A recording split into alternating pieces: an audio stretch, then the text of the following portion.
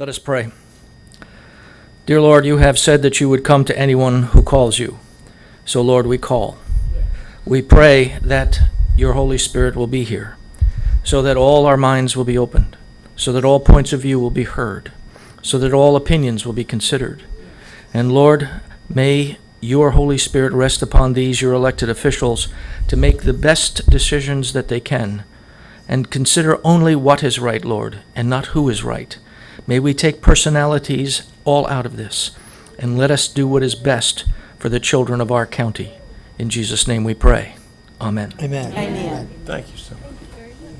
Please be seated. Please be seated. If you have cell phones, please turn them off at this time.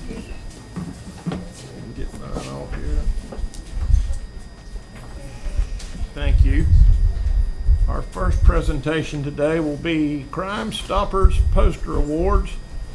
And I believe I saw Mr. Larissa, RJ.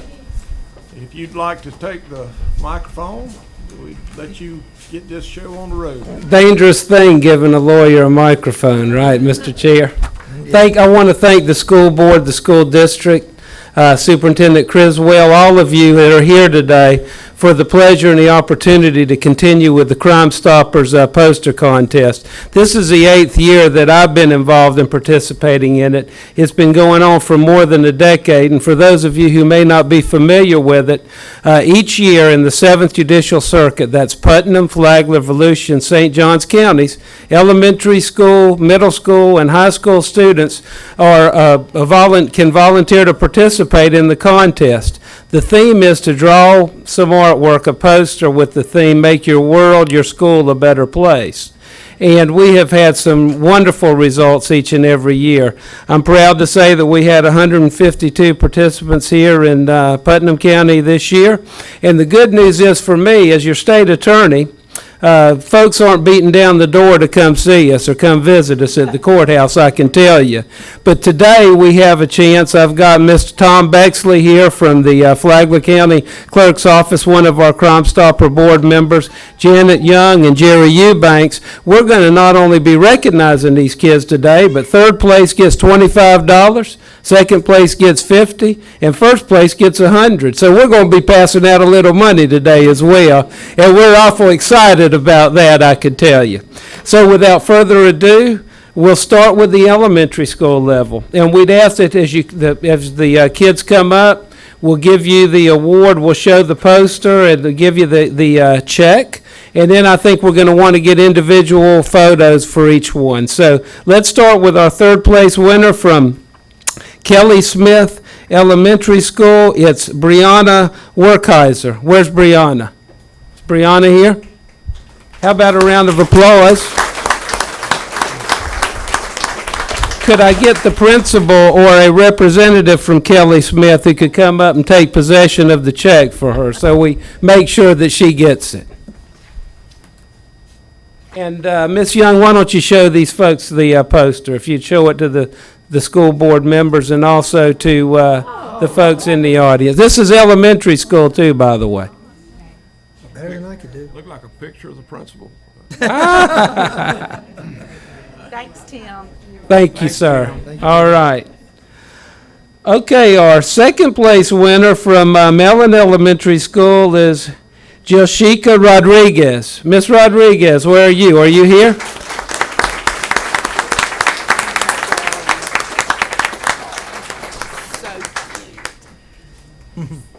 Congratulations. All right. Can we see the? Beautiful. Oh, beautiful. Very beautiful. Stained glass window. Yeah, very beautiful. Like a stained glass window. Let's hold your toast just like that, okay? Oh.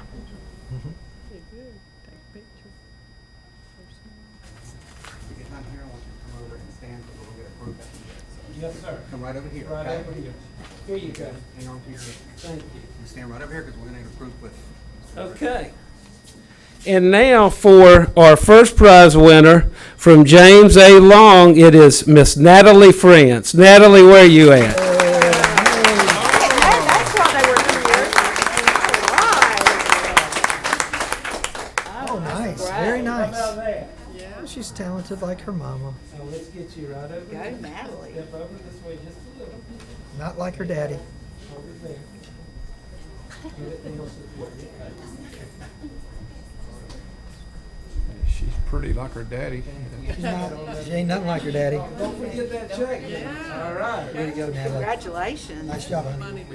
So now we're going to go to middle school. We start with our third place winner from Putnam Academy. That's Jonathan Gipe. Jonathan? Yay, Jonathan.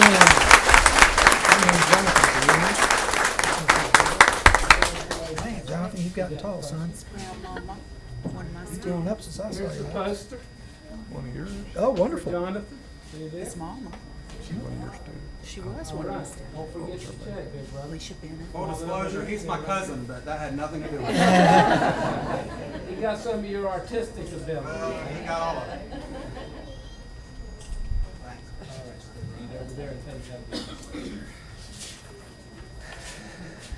Second place from Putnam Academy, Taylor Anderson. Taylor?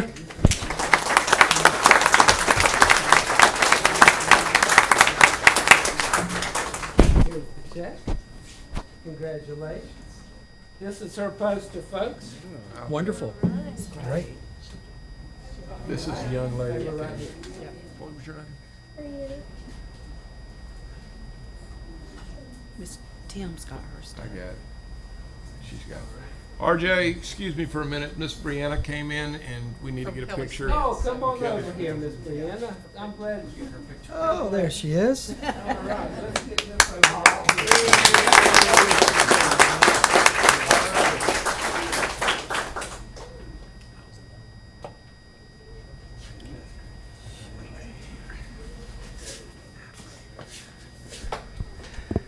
Okay, and now we're talking about first place, middle school, from QI Roberts, Peyton, France. Miss Peyton, come on up.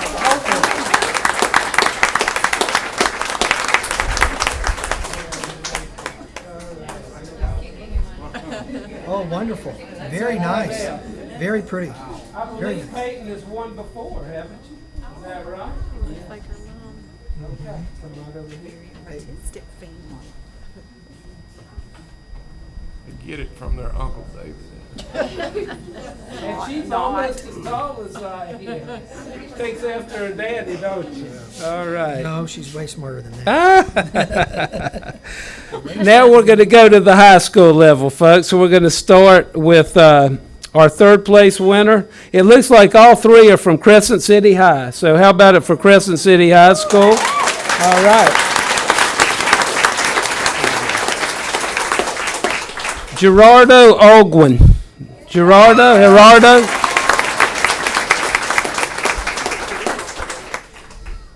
Congratulations. Make sure you get that. This is his poster. Oh, lovely. Very nice. Got to show y'all. All right, let's get a picture.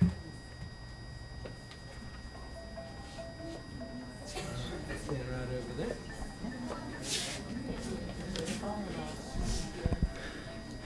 Second place is Ashley Hutchison. Ashley?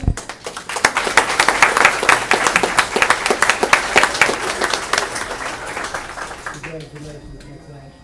Here's the check. Let me show everybody Ashley's. Oh, very nice. I think it's pencil, right? She did that with pencil. Mm-hmm. Very nice.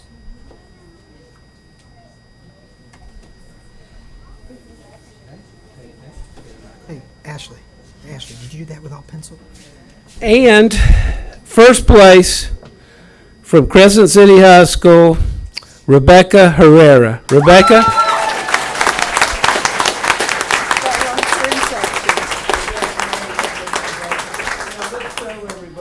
Now this, check this out, folks. Yeah. These Very these are nice. Very creative. If you have time, I hope you'll look at these, and take a gander at them. But very creative. She's got a globe and she's got all these things here that she's cut out like a puzzle. Very impressive. Very impressive. Yeah. Very talented. food service. All right, now you want to get a group picture? All right, get them organized how you like. Phyllis, you want to get in Middle school, come up this way, just take steps forward. I'm not saying Mother May, but come on up. There we go. And then the high school, if you'll move behind them. Okay, now here. Would you mind if, I see we've got Gator Deloach here, and the sheriff's office is supportive of this financially and otherwise. Could we have Gator come up as well to get in the photograph with us? We appreciate the Putnam County Sheriff's Office involvement. Thank you, Gator, very much. Gator. Hey, want me in the picture? Yes. Okay, come on. And Tom Bexley, come on. What do you want? I want you over here on this side, right back here. If it breaks, Gator, I'm blaming it on you. Right back here, Just so you know. right there, okay? And Gator, you right next to him, right in there.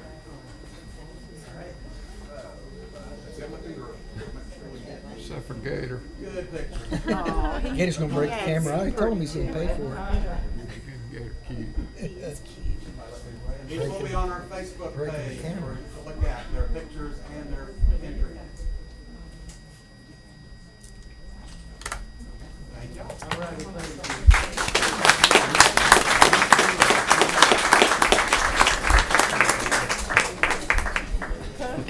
bye, darling. And I just want to say one more time, thank y'all so much for letting us be a part of this process with you. God bless you. Thank you. Thanks for always being here for us. When we need you, we appreciate it, and it ultimately helps our kids. Thank you so much. You can count on it. Thank Bye, you. bud. Thank you, RJ.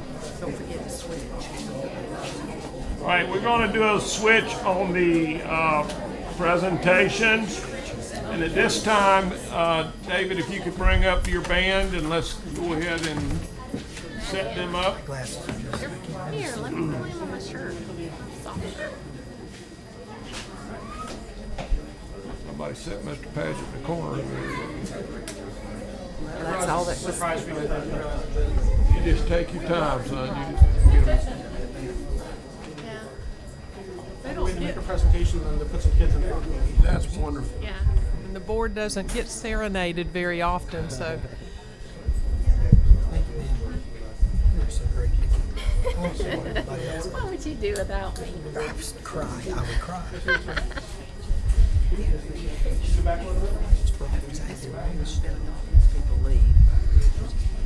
Oh, they're gonna face us, yay. Why don't we let them face the audience? Would you rather? I don't know, maybe they wanna face us. Oh, that's She brought the life group in tonight. I'm gonna tell her Sunday I want it. David, since all the parents and people came to see, you think it'd be better to turn around and let the them? camera We'll will be get- able to hear them. We'll hear you fine. Yeah, we want the camera to get their And then we faces can as all watch it. It might be a little bit safer for your ears. Yeah, that'd be fine. They've only been playing since October, so the control sometimes is. You're doing good. And It's if you gonna be would great. go over to the microphone, introduce yourself and the kids, and talk about how long they've been doing this.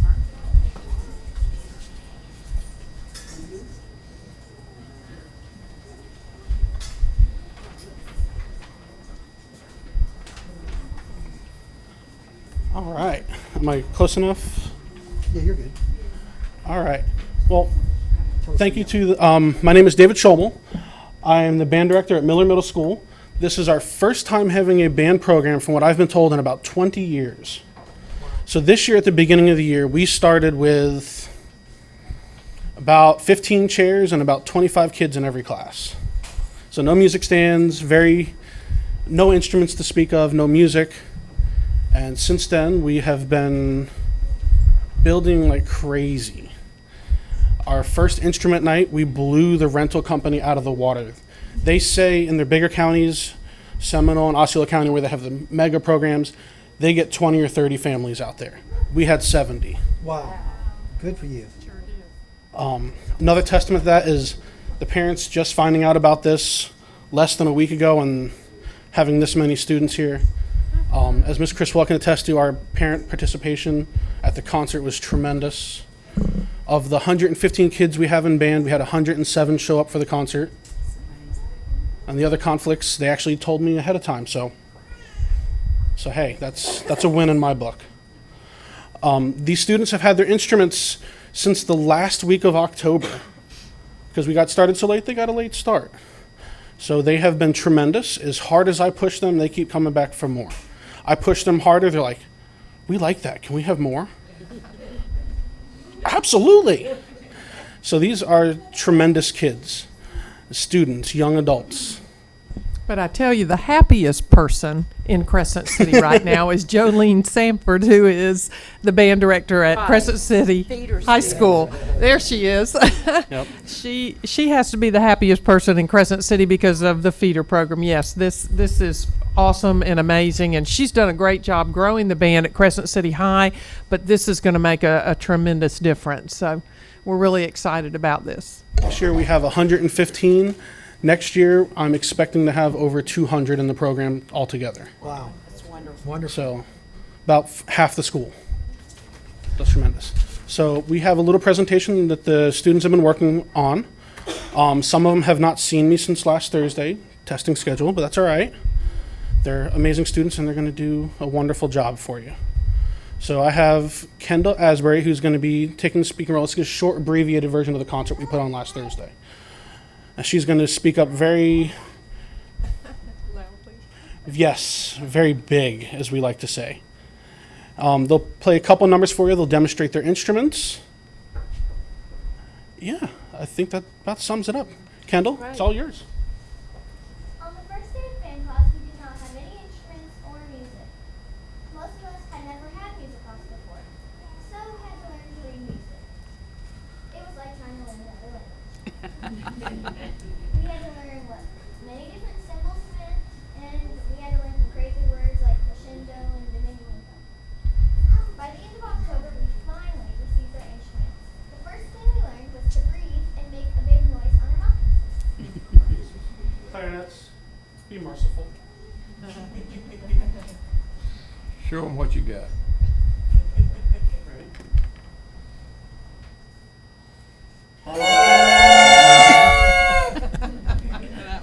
First thing we learned. Sounds like Terry Wright singing. Then we finally put the mouthpiece Correct. on and learned to make a big sound on the instrument. Random notes. Breathe.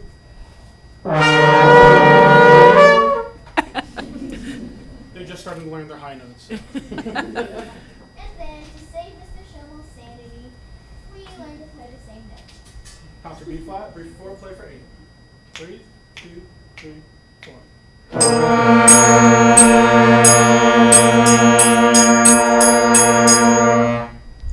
Very nice.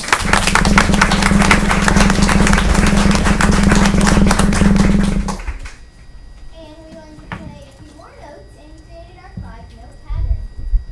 5-note pattern, 4 counts per pitch.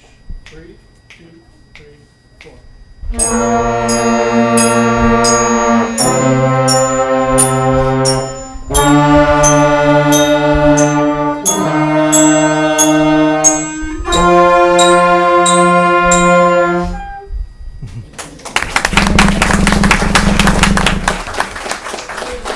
And then again, finally, we were able to start playing in our jam book. One of our favorite lines to play is Follow the Cabbage Down. Make sure you get a front for this one. Breathe, 2, bump, bump, bump, bump, bump.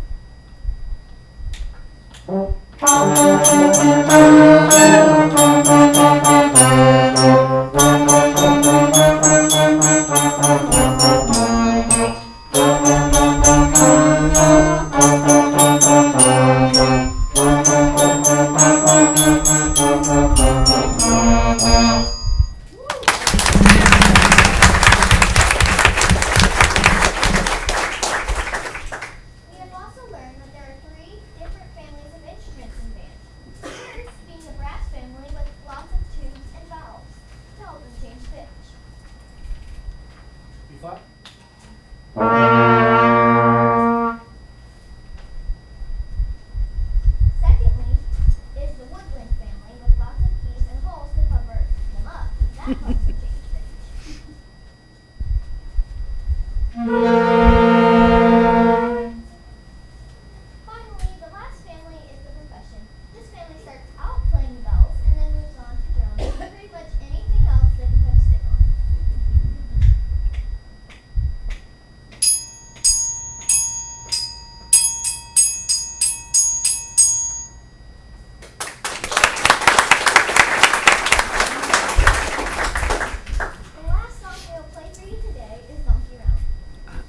wait, Wait. we've got another student coming in with an instrument. I have an idea that this is, the cavalry's coming.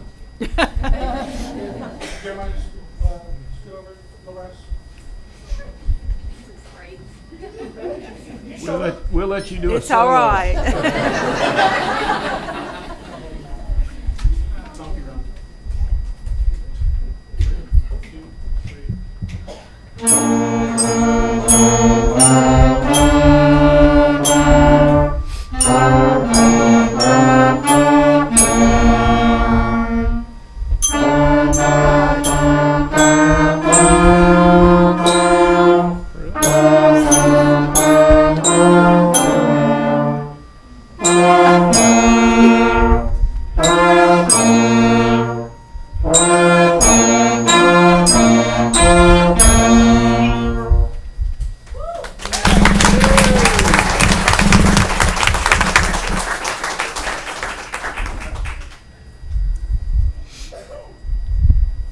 The amount of work that these students have put in a short amount of time is tremendous.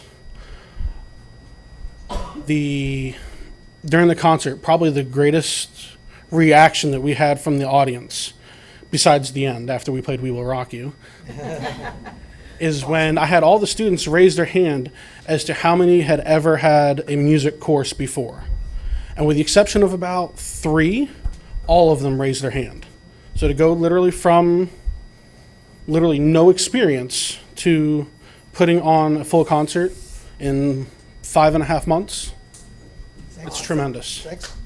Very Thank good. you, guys. Very nice.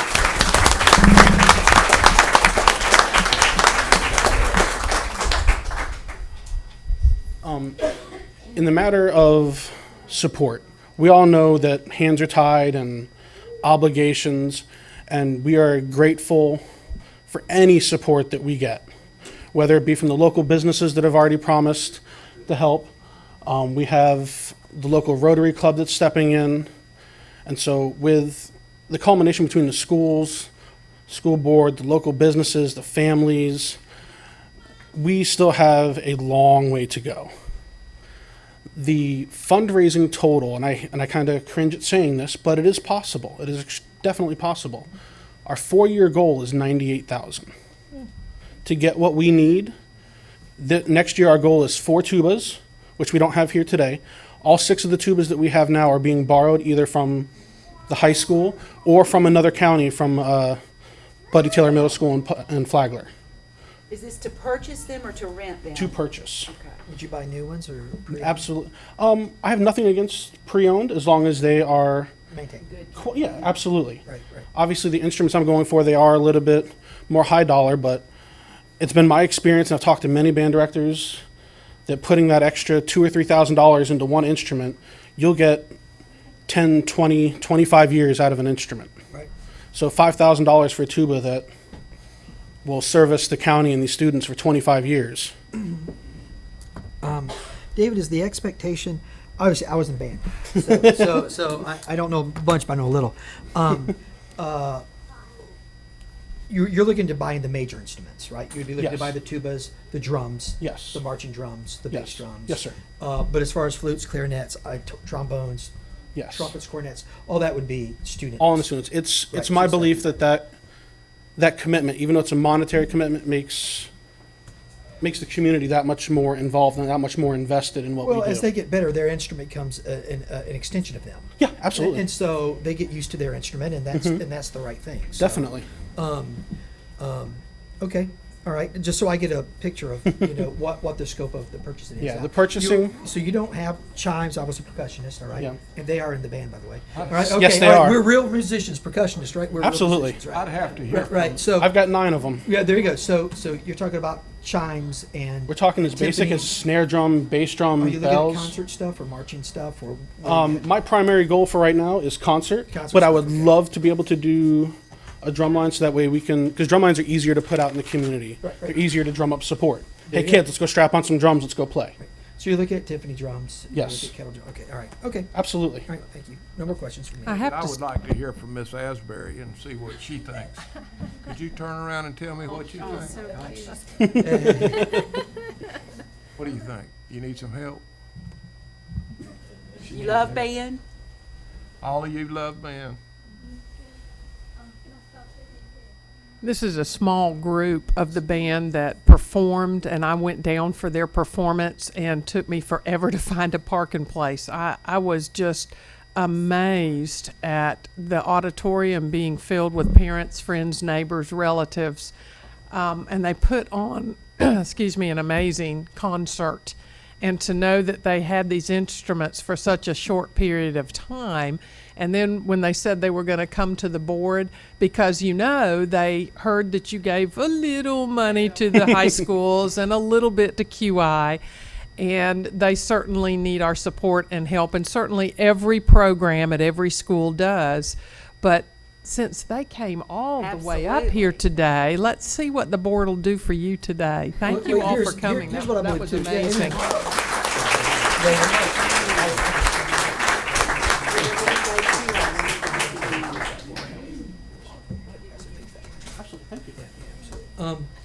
The other board members want to say something to David and the kids. I mean, you I haven't just had a think chance. I think we need to also reward success. This is phenomenal. If you know anything about music, to go from ground level to where they are is extraordinary growth. So that says a lot about their band director and the fact that It says a ton about their band director. Absolutely. Because you don't go anywhere without great teaching. So David, you we know, appreciate and so, what you do. Absolutely. and you did move here to Putnam County recently, didn't you? I moved from my first teaching job at Bunnell Elementary, and now I moved to Crescent City. Oh, wonderful. So this is my second year, and I'm loving it. Great. Where'd you go to college? Stetson University. Oh, you went to Stetson down in Dorian. Yes, sir. Okay, cool. I'd like to make a motion that we get with the superintendent and offer you an amount that would be equitable to what we've done with the other schools. Thank I you. second that. We have a motion and a second that we have the superintendent look at what is an equitable, Ms. Asbury, you looking at me like that, you're wanting more than what's equitable. Good job. Good job. Some Asbury kids that used to do that to me all the time. Anyway, the superintendent will do that, and with that, we'll vote. All in favor, say aye. Aye. Chair votes aye. All right. We'll get with you on We'll that. be getting with Thank you very much.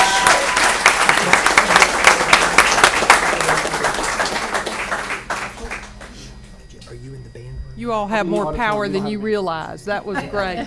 I'll be down to see you. You made a name for yourself today. You're on TV. You can go home and watch yourself on TV now. Pick up out in the lobby. Thank you for Thank coming. you so Thank you guys for much coming. for your presentation.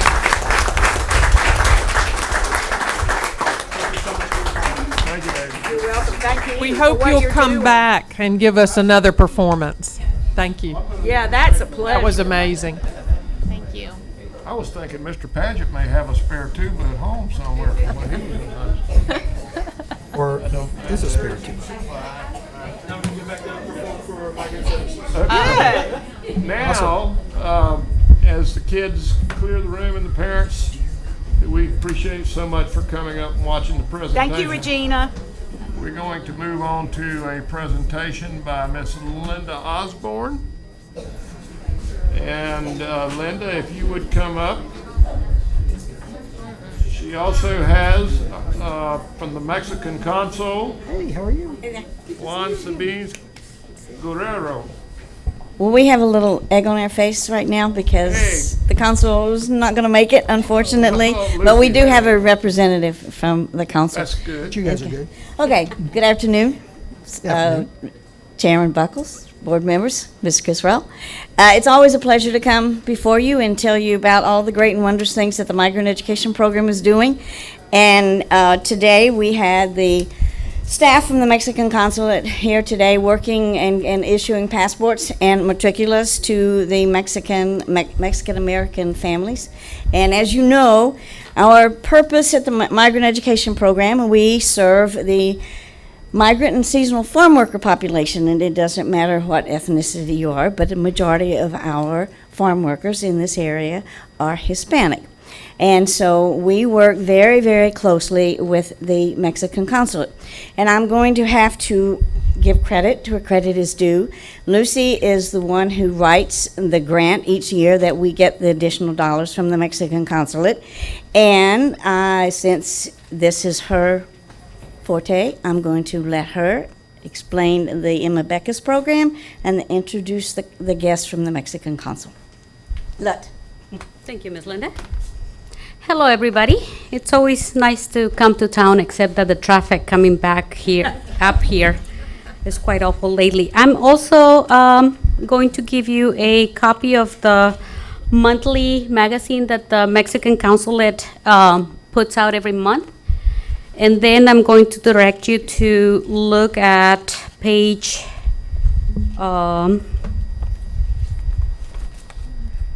¿qué página es? And then one will share.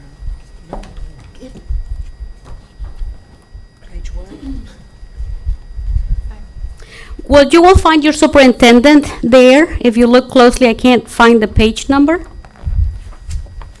But anyway, as Ms. Linda was saying, we work very closely with the Mexican government because the mission of the Mexican government is the mission, the same mission as the mission of Putnam County School District, and it is to elevate the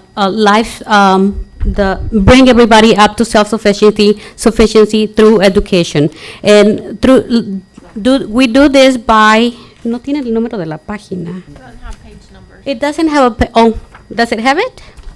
She's here, but no page numbers. I know, that's what I said. It doesn't have it, but it's here. And then if somebody is able to put it on the web page, everybody will be able to practice their Spanish.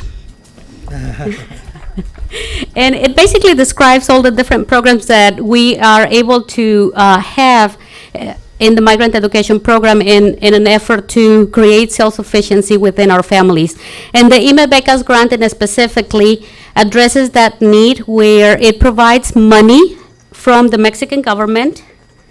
And this year, it is always competitive, and this year was $514, and you do have to apply, and you have to write the grant and basically tell them what is it that you're going to do. They look at how many certifications people are going to achieve, and we do have a close collaboration with the Secretary of Education in Mexico, and people are able to certify their basic education through there. We also have on-site GED classes as well as vocational classes. And every year we write the grant, and we are able to say how many people are going to come through our program and achieve the certifications. Later on today at 5 or 5:30, depending what time we get there, we're going to have a celebration celebrating the achievement of all of our students. If you guys can make it back there, we will be there celebrating the achievement of everybody. And right now I want to introduce you to Mr. Daniel Teiser. He has been with the Mexican consulate for 5 years, and Daniel has been a great asset to work with. He has worked in adult education, basic education, and he is my link to the Secretary of Education program that we have with Mexico. If I have a problem with issuing a certificate, I can't grade an exam, or I need something, Daniel is my point of contact, and he works very well with us and with me specifically to make sure that everything happens. And he's here representing Consul Sabines, who was unable to make it today. He was on his way here and he was held back. And I'm going to let Daniel tell you a little bit about the consulate and what is it that they do. Thank you for having us, and Daniel, the floor is yours. Good afternoon, everyone, board members. I'm very glad to be here. I bring the message for the Consul of Mexico, Juan Sabines. We are here for the community, Mexican community, and education for adults. We provide this service in the 54 counties, the central and north of Florida. For us, it's very important to bring all adults, the fathers of the child born here, because they don't know how can read or speak English, or sometimes they have difficulties to confront the sons and daughters, and that's our job, put this person close to this child. So that's very important for us. So thank you. Thank you.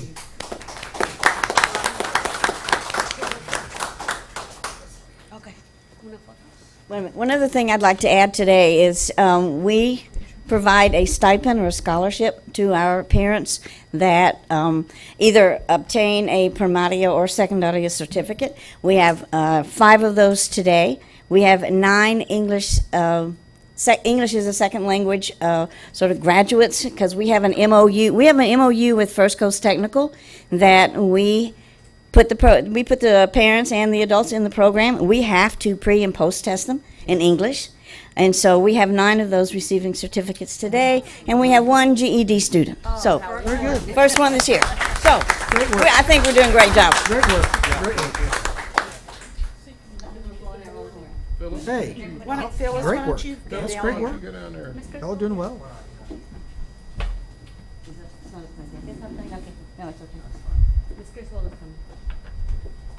Lucy always gives me a hard time when I go down there, so I'm not gonna.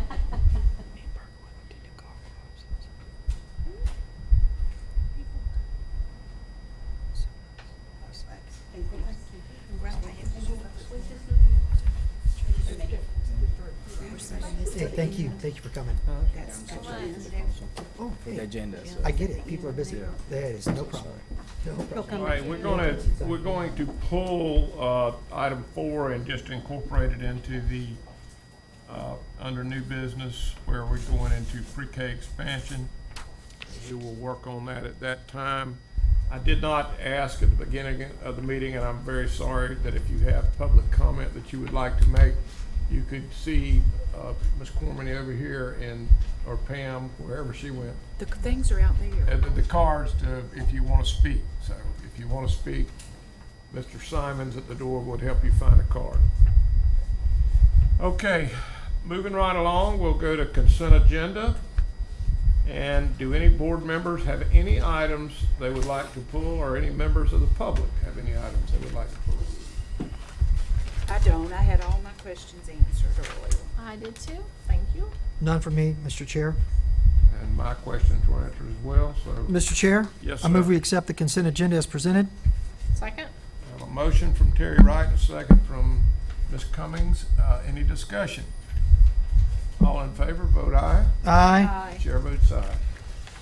All right. Now we move over to the emergency. Emergency session. All right, I now declare us an emergency session. And the first item on emergency items is a change order. It's change order number 2, Middleton Burney Elementary School, justification explanation. It's time sensitive. So moved. I will second, but I'm going to have some questions. I have a motion from Ms. Cummings and a second, subject to discussion, from Terry Wright. Go ahead, Mr. Wright. Yeah, I just need explanation on the change orders. You know, on business projects, I've become fundamentally averse to change orders because typically change orders cost us money. Now, not always. Sometimes they play in our advantage. And so I would just, if there's an explanation on this, or if we get some clarity, I would appreciate that. Whoever, Here that could speak to that, Jim? do we need to, Mr. Gatchell, who would normally address the board in these things. right? Is that a asbestos training? He's not learning how to make it. He's learning how Well, that's to good, right? safely use have it in our schools. So I am not sure. He did not give me any explanation of the for the reason Well, there of the is. change order. Yeah, we did get a copy of it. It just says that it's being decreased by 259,000. Right. I just, which is great. I just always like, when it goes both ways, we just need to I know hear. that we've done some. It's called VE Value Engineering, and Right. changed the roof and changed the ventilation system. Did some alterations to the original design, Right. which cut the price down. At one point, I know it was down 200,000. It's 259, so that's So really good. We did that intentionally to make sure that the project came down within budget the way it was supposed to be. Right. Right. Okay. The only reason why I like it discussed, because when it goes either way, we just need to be Right. open and honest. Right. So it's good when it goes our way, and if it's not, then we need to take our lumps. So, Okay. so good. Okay? Board members, any more questions? Right. All right, we have a motion and a second. No more discussion. All in favor, say aye. Aye. Chair votes aye. All right, next is Edge for Excellence, Educational Excellence, Inc. Request consideration for leasing the district property at 200 South 7th Street, Palaca, Florida, known as the Campbell Building. Justification, explanation, time sensitive. Pat, if you would like to come forward. And any other members of your staff or board that would like to. Lisa Parsons. We know her. Hi, Lisa Parsons. Good afternoon. The reason we're making this request is, you know, we have been leasing space at the Overturf complex with the plans to build out our property on College Road. In working with Florida Capital Bank, it appears that we're not going to have a decision on that loan until June. There were some requirements or requests that they made that we won't be able to fulfill until May. And the primary one is the accreditation. We're going through the accreditation process now, and we hope to have that completed in May, as well as our eligibility for capital outlay funds. We've already worked through the process with the 2 conditional use permits to be able to have a school at that location. And so that's where we are. So we know that a decision by the Florida Capital Bank, and then obviously USDA would be backing it, would not be able to have a decision on that until at least June, which means that construction can't start until after that is done. And there isn't any way, obviously, in a month and a half that the building could be ready for occupancy in August. We also, you know, as everything goes with construction, even if we got the approval June, July, we had thought we might be able to be in, you know, right after the Christmas break, because we've been told by our contractor it's going to take about 5 to 6 months. But as you know, sometimes things happen with construction. And so we're asking you to let us occupy the Campbell Building for this next year. Okay, I spoke briefly with Ms. Freeman prior to the meeting about the gentleman who came by today. I guess, Madam Superintendent, would you need Mr. Rhodes? We had a presentation at 1 o'clock today that came kind of suddenly, and he brought plans. Mr. Gatchell, who normally would be here to respond to all your questions, is at a training in an asbestos training in Gainesville today. And so Mr. Roach has some information for you about a meeting we had today, but also about our Campbell building has not been occupied by students in over 40 years. There are conditions that a building has to meet to have students in the building. And Mr. Gatchell has a list of those that would have to be completed, and because they currently don't exist in the building, it would cost money to have that done. And I don't know what the timetable would be to have it all completed. I don't even know for a fact that we could complete those things in time for school to start. But the primary concern is that the Department of Education has told us that we have to sell the building. And we now, probably next meeting, will have an offer. The gentleman that came and presented plans and drawings today plans to make a presentation to the board at the next board meeting, which is May 3rd, and plans to make an offer at that time. So we have a issue, I guess, in that, first of all, the Department of Education has told us we have to sell it. Secondly, we now have a possible offer coming to us. Third, you have Edge who would like to use the building, but there are conditions that would have to be taken care of before they could have students in that building.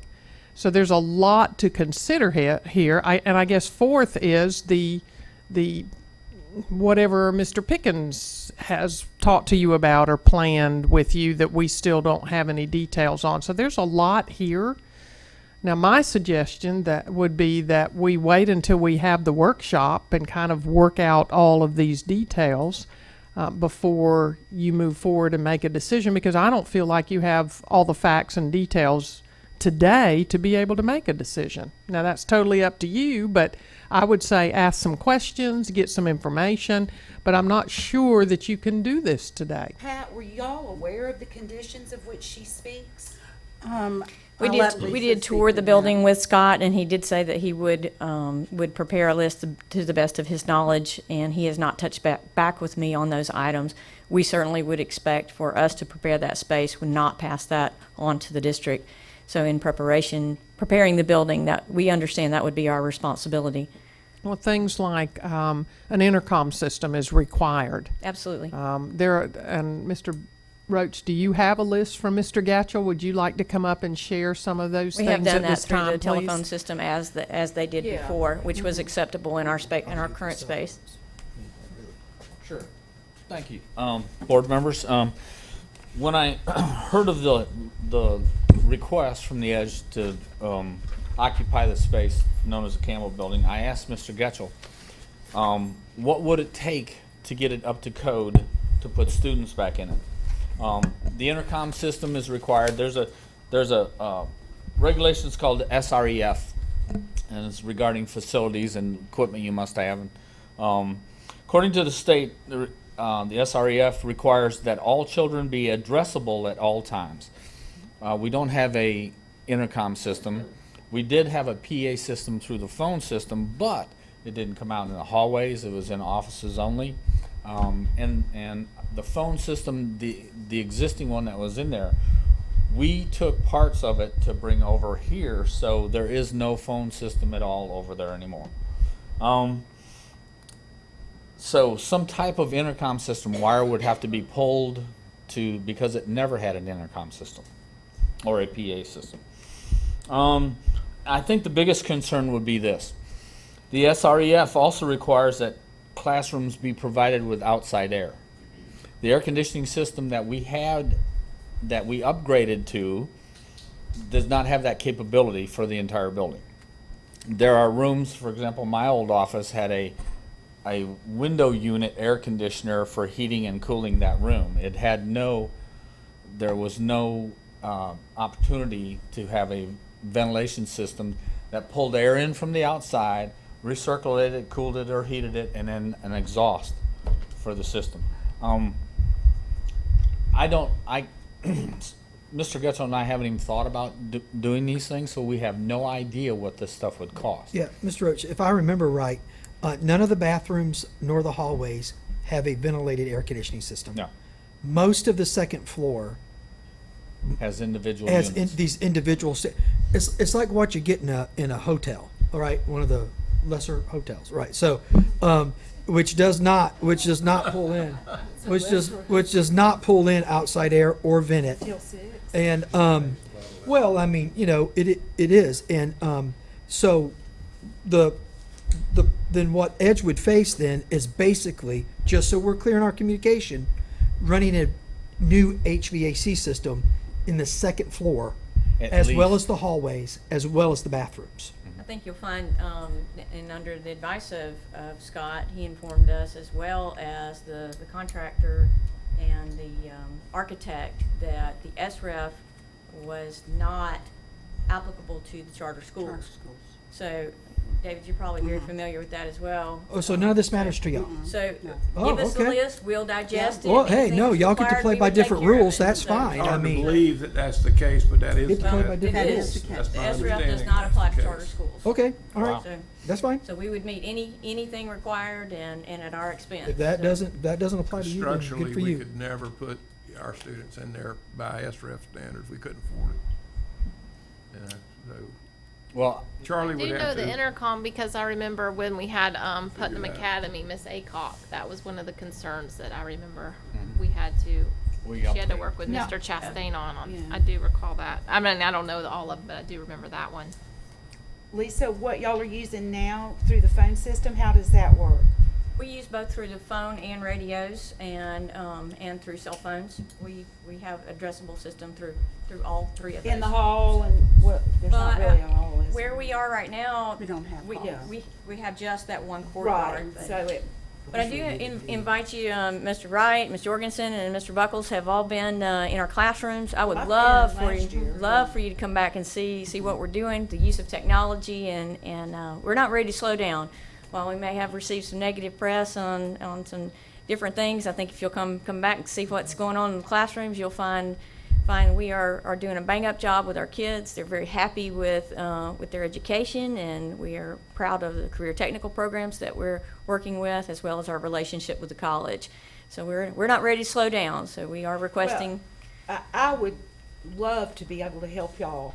You know, I think it'd be a great place for y'all to be, but, you know, we've got to see, you know, what's gonna, because we do have to sell the building, see what comes up, you know, after that presentation is made to us, if this offer is even serious or not. So I'm sure it's going to depend on that, you know, whether or not we can even offer the building. Wouldn't you say?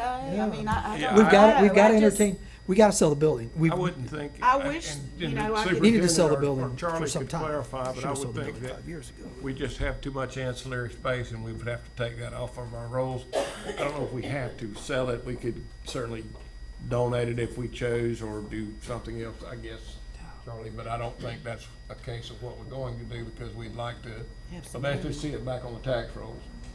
And I think that's where the superintendent's been going, and I knew of some folks locally who were interested in purchasing the building, but they haven't come forward with a serious offer yet.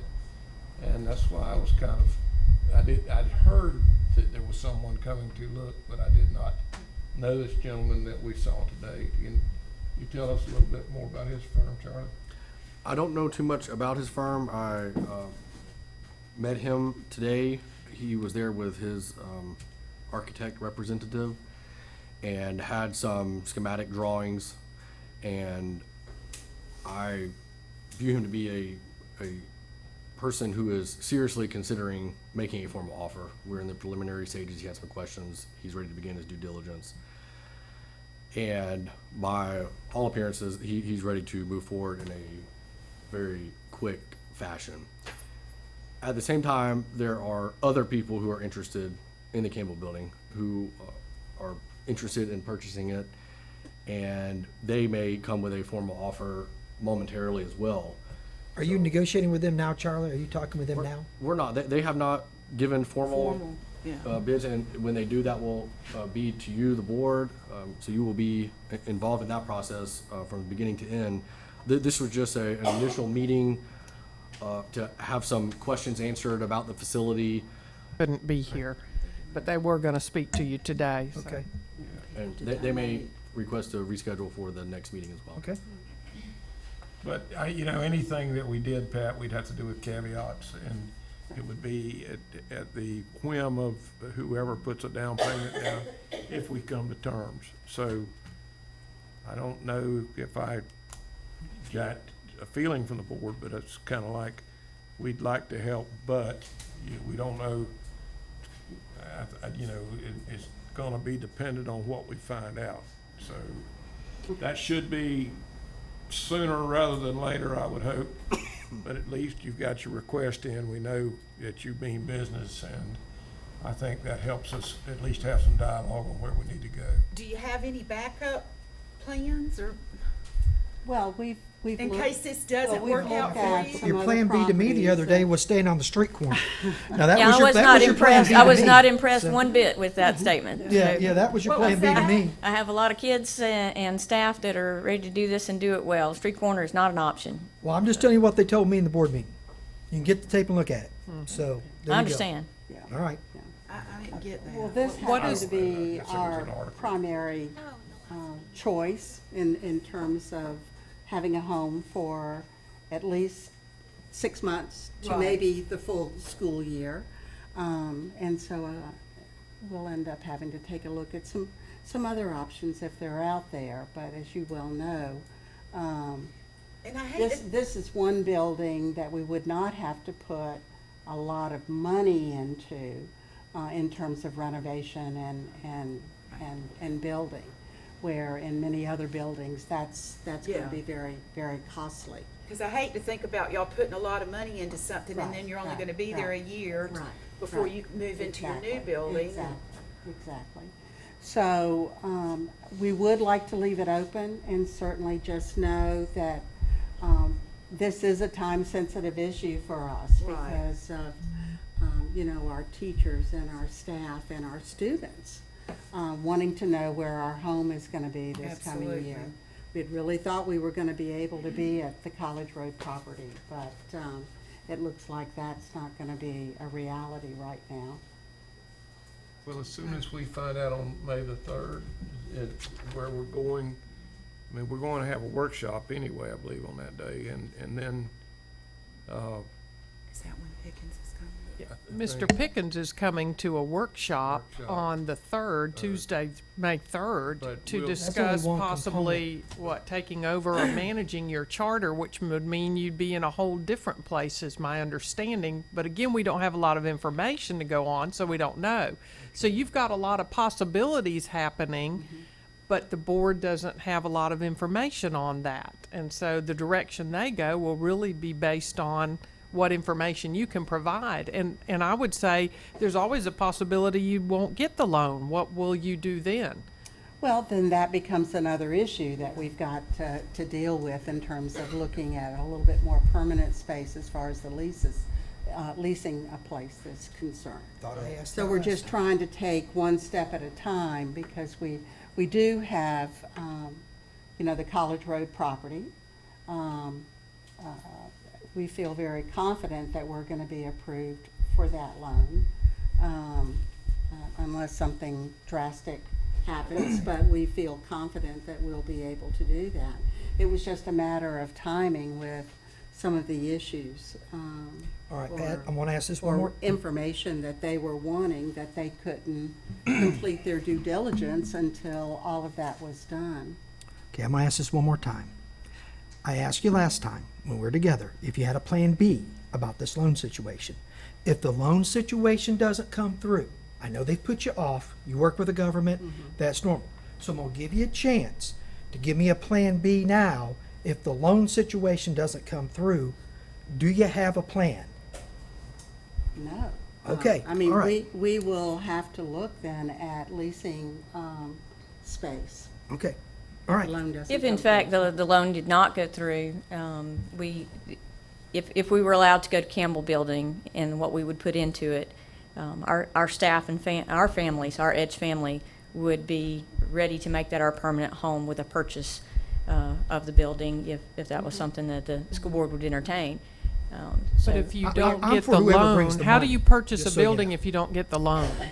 Well, there would be a huge difference in the cost of renovations for College Road versus the cost to purchase the Campbell Building. But you're already making payments on the College Road building, is that correct, to the bank? We are. You're making payments for that building. Mr. Chair, I just want to clarify my position. When I asked that, a month ago now, here's why I asked it. I know whenever you deal with government and you deal with loans, these things happen. This is not abnormal, okay? A, to be put off, and then B, to be denied. When you're dealing with the federal government, that's just not an abnormal journey.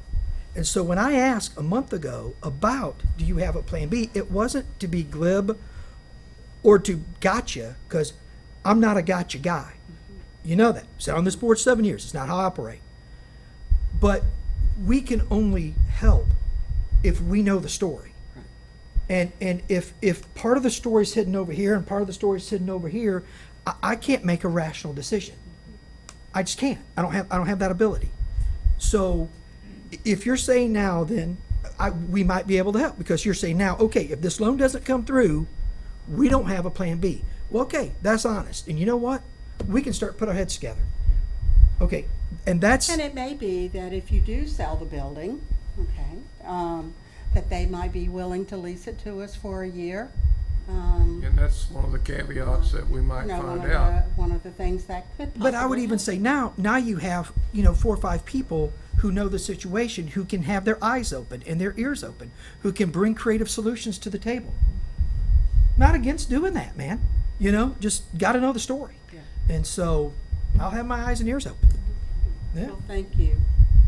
Pat, thank you, and we will Okay. certainly I will try to keep you apprised we will, either Pam or I or through the superintendent's office, we will, as Thanks. fluid as the situation is, we're trying to get some things nailed down. That's why we're trying to hold some workshops and try to make sure we know who's on first, what's on second, and I don't know who's on third. But I'm certain that we will be in touch with you, and we'll see what happens on May 3rd, okay? Thank you. Thank you both. Thank you. Okay.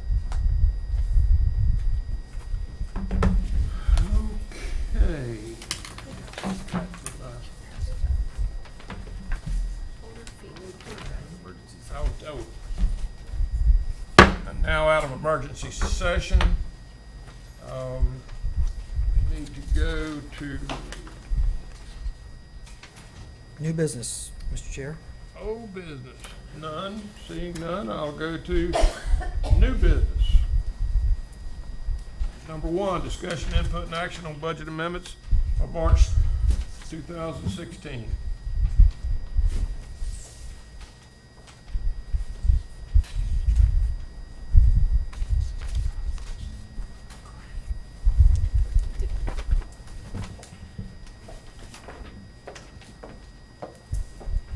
Sharon's back.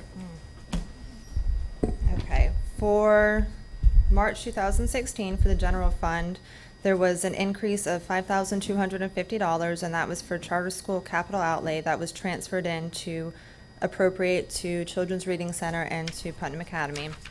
There was also a decrease because we lowered the budgeted transfer from capital to fund the maintenance department, which these two together resulted in a net decrease of $104,750. For the capital projects fund, there was a budget increase of $5,250, which was the receipt of the charter school capital outlay dollars. And then there was another increase for $7.59, and that was interest revenue. For the school food service fund, there was no change. And the internal services funds, there was no change. But for the special revenue fund, we had a budget increase in the school improvement grant for $25,500, a budget increase in the career tech education secondary grant for $9,952. This budget increase due to the certified roll forward for IDEA Part B K through 12 entitlement for $130, and another certified roll forward for IDEA Part B pre-K entitlement for $44,340.95, and those totaled a net budget increase of $79,922.95 for the special revenue fund. That's it. Thank you. Any questions? Nope. I'll entertain a. I'll make a motion to approve the budget amendments for March 2016. I'll second it. All right, we have a motion and a second, or do we put this off? Okay, we'll go ahead and do it. All in favor, signify by saying aye. Aye. Chair votes aye. Discussion, input, and action on appointed FSBA Legislative Committee Representative and alternate for 2016-2017. I thought we did that in. It's up Earlier. now. It's Oh, up yeah, now. it's Currently, already been- just so you know, currently David's the lead and I'm the alternate. So, and I'm willing to serve again, board. Just I think we just leave it the so way you it know.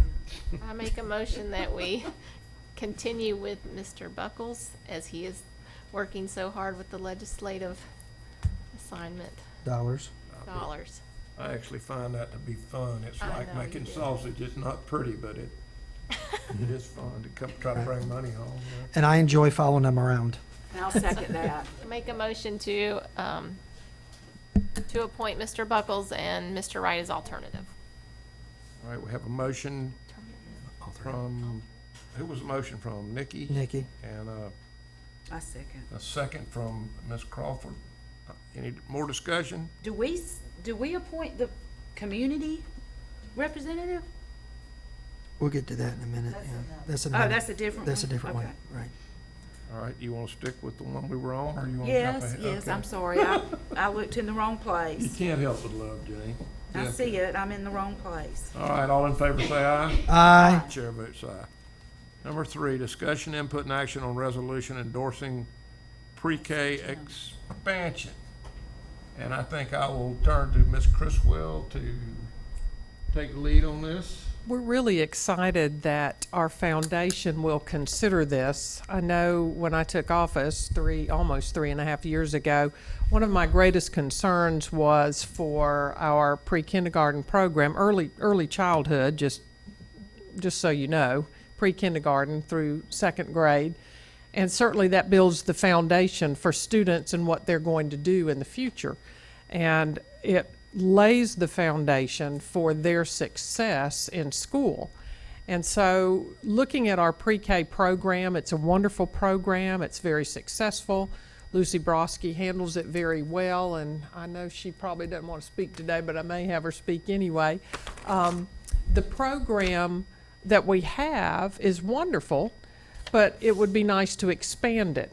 However, we don't have state dollars to expand that program. And so the foundation taking it on as one of their primary goals would be awesome for the board, for the children, for Putnam County. So I have to commend Mr. Paget, who is our executive director of the foundation, and their willingness to look at this and make it a priority. Certainly, there's a lot of research across the country about pre-kindergarten and what it does. When you bring 4-year-olds in, and if you've ever been around a 4-year-old, you know that they are like little sponges and they are ready to learn. And what we need is to have them in a program where they will learn, because many of our children don't learn at home. And so the better job we can do of that, certainly we will see the long-term fruits of our labor, so to speak. And any time that we can expand the program to include more students, or make sure the students we have are going all day instead of the 3 hours or 3.5 hours that the state currently pays for, is only going to benefit our students and our school district and certainly our community.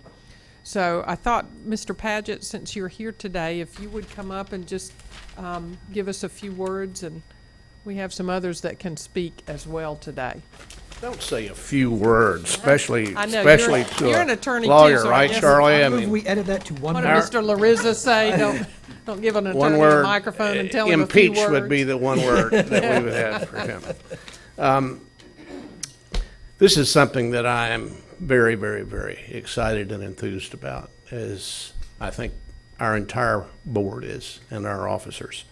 I commend you for putting this on your agenda today, and I hope at the end of the day you will pass it. I hope, or adopt it, I guess is the technical term, since it's a resolution. But I hope your adoption will be unanimous. And if so, I can tell you that I can take this resolution and will take the resolution to our board in the morning. We meet in the morning, and I can't speak for them, but I can predict that at the end of the day, we can start moving on this. Let me speak with you very briefly, maybe, about the mission of the foundation. And I'm going to read a little bit, but not too much. But our bylaws contains a mission statement. And the bylaws says that the foundation's mission is twofold. One, to fund immediate needs of the district, and that's why we've encouraged your principals to send in lists and things that are needed at various schools. We look at those as the more immediate needs, and we've gotten some requests. And I commend the superintendent for carrying that forward, because some of your principals have already responded. The second prong, if you will, of our mission, I think dovetails very well with what you're considering in this resolution. And that element is that the foundation shall be an agent of positive change in the delivery of education in Putnam County. And it goes on to say that the foundation, in attempting to be an agent of positive change in working with you, shall seek assistance from everybody in the world in lifting the quality of life in Putnam County. Now, that's the mission statement that our board adopted unanimously. And I'm born and raised here. My kids are fifth generation Putnam Countyans. I'm here because I love it. My family loves it. But folks, we got to look in the mirror real hard, because the quality of life in Putnam County is in a crisis stage right now. And I think crisis is the only word that really fits the bill. I'm sort of preaching to the choir and sharing this information with you because you know it only too well. But we are the poorest county in the state of Florida. Now, that varies from year to year. These reports come out every year.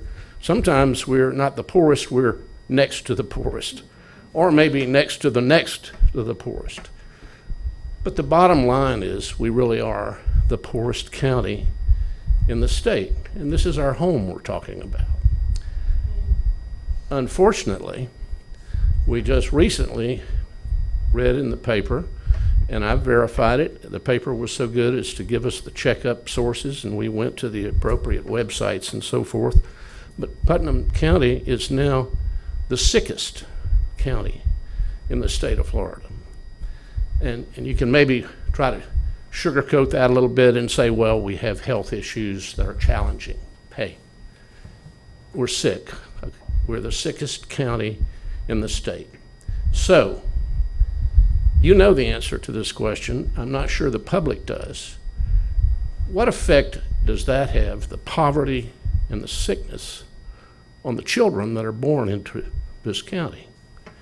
Hey, they're challenged from day one, or a disproportionate number of them are challenged from day one.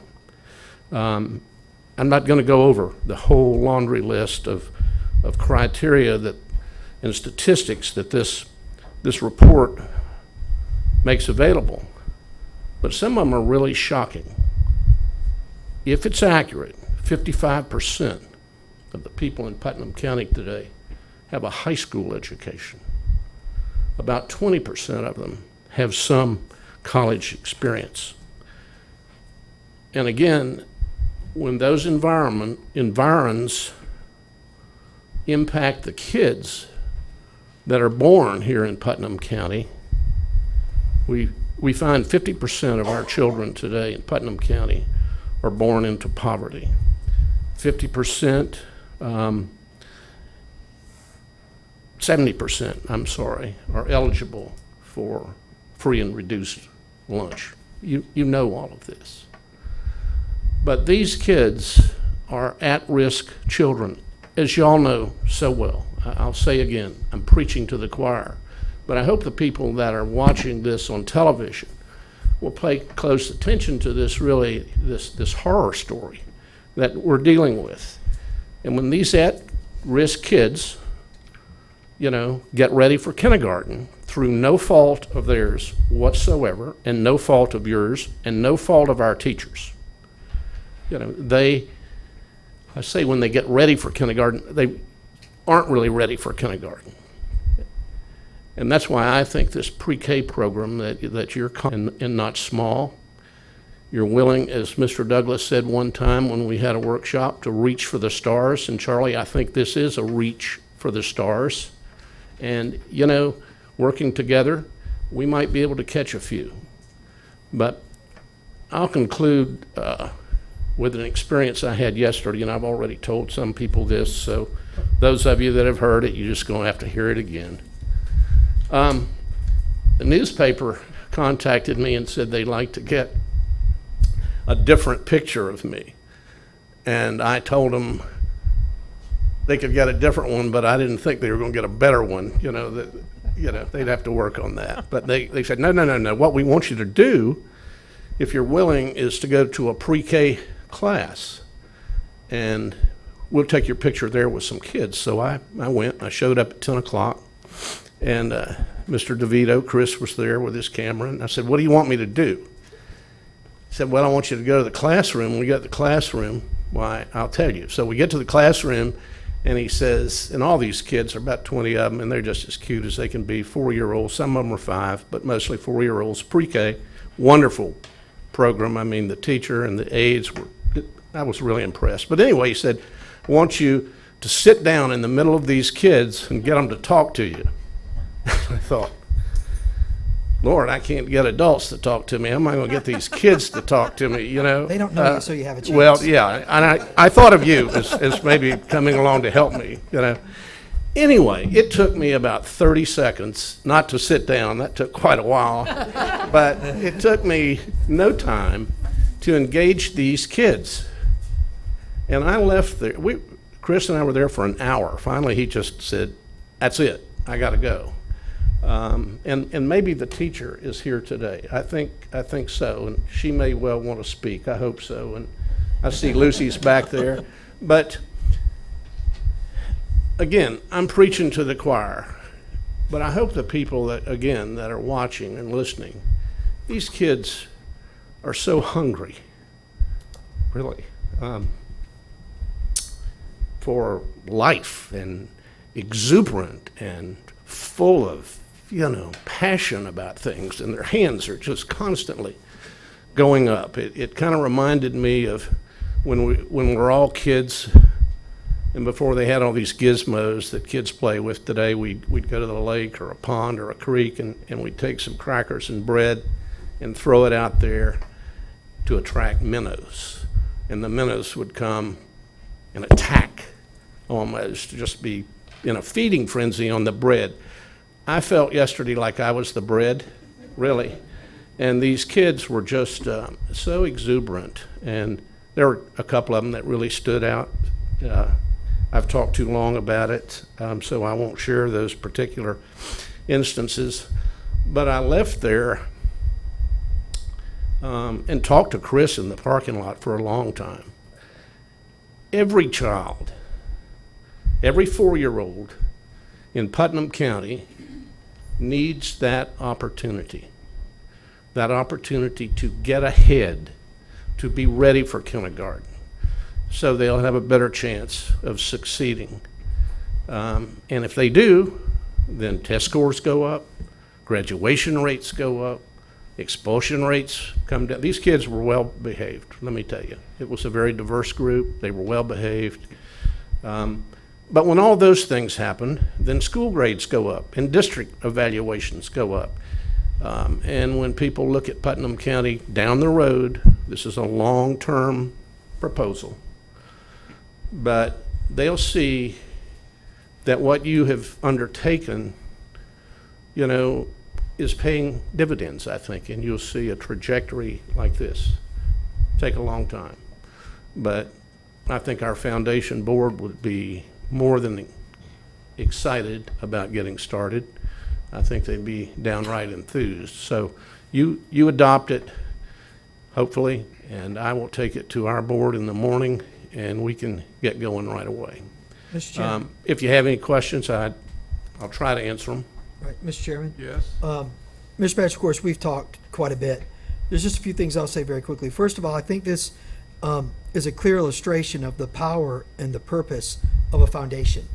A foundation can come in and help us resource programs that are vital to the future of our community. And so if anyone has questioned or have asked why a foundation, why have we done that, this is just a very clear example that the money and the dollars that will come in through the foundation that will have an immediate impact on our children. And second, as a board, we have to understand that a lot of things that we do here, a lot of decisions we make, along with the foundation, are sowing seeds. And we all know about farming because we're from here. You sow a seed and it takes a while for it to grow. And then it takes a little bit longer for it to harvest. So we won't see immediate radical changes. Children are not machines. You can't set them down, program them, delete all the bad, input all the good, and change them immediately. Humanity is way more complex than that. So we don't get that result from this. But what we do get is what Jim alluded to, is we get an opportunity to give purposeful, professional, and intentional intervention at an early age. And we get to do that consistently for generations. And in time, it will change the trajectory of many. Our teachers are phenomenal. Our leaders are phenomenal. They will take the money that comes, they will develop the program, and it will have a phenomenal impact. Jim, thank you for your work with the foundation. And board, I give this my 1,000% vote. So there's where I am. Anybody would like to say anything else? Nikki? Any questions? Ms. Cummings? Okay. I'm excited. All I can say is this has been a mission since the very beginning of my boardsmanship here. I went to the state representative and said, the kids that need to be in our classrooms at the age of 4 are not, because they can't afford the fee.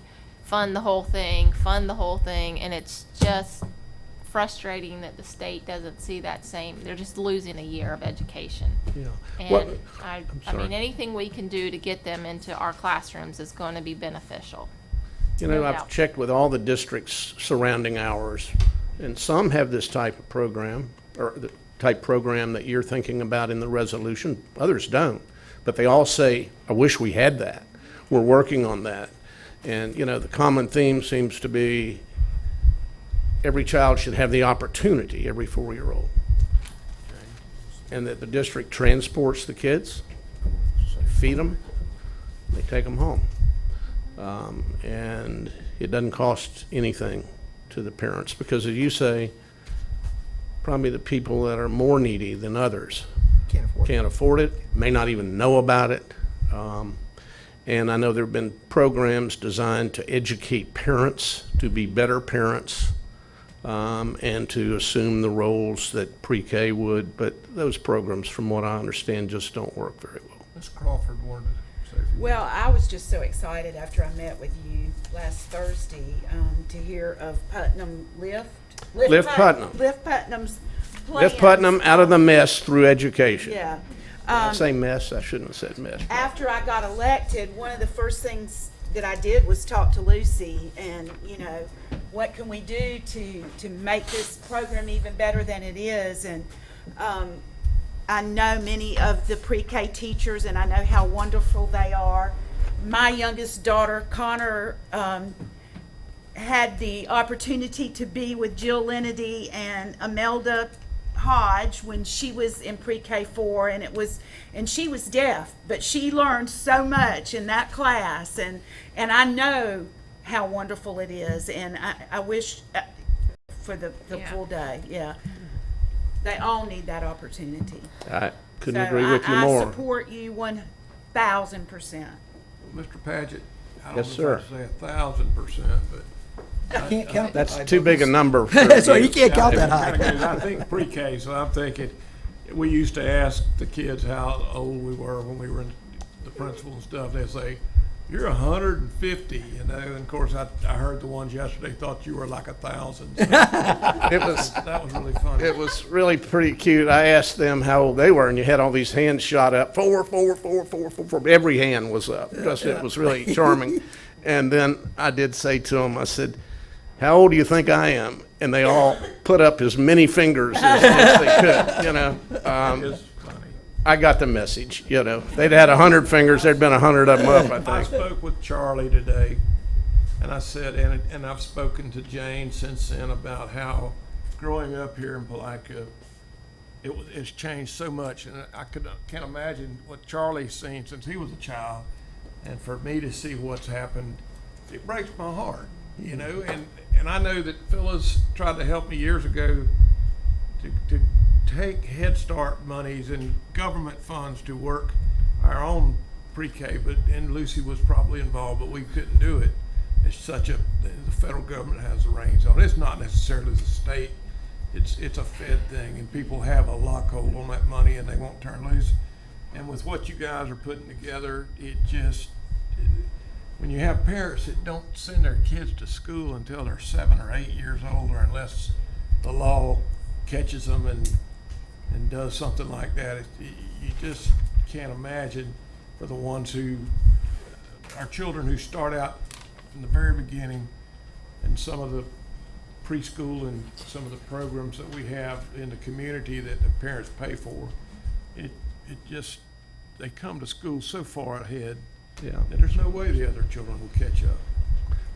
But I am 2,000% behind you, and I guess I'll turn it over to the superintendent and hear her comments. If you want to bring, I always call Lucy first. There may be some other folks here that want to comment. I'd like to, I'll sit down if I'm allowed to sit down. I would like you to stay up for just a would you? moment. We don't often take time to recognize our pre-K teachers and the programs and the work that they do, and it is tremendous. And so I do want the teacher to come up, and Lucy and anybody else that came here today to support this, because I'd like a couple of comments from them.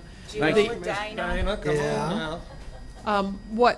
And Jill, gosh, Jill's been here forever. I think she No, had. she can't be. Look how young she is. My daughter's 35. I think she had her too. My grandchildren were in Miss Dana's room. The thing that the state does, in the state of Florida, education or students attending is required by the state from ages 6 to 16. So certainly 4-year-olds are not required to come to school, and they should be. Some states in the U.S. do require that and do fund the pre-K program. Those states that are currently funding totally the pre-K program know how important it is.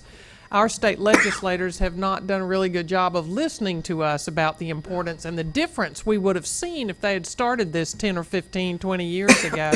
What it would have done for all of us. Certainly the way things have advanced in our world and in technology, what they're learning today in kindergarten is what you and I learned in first grade.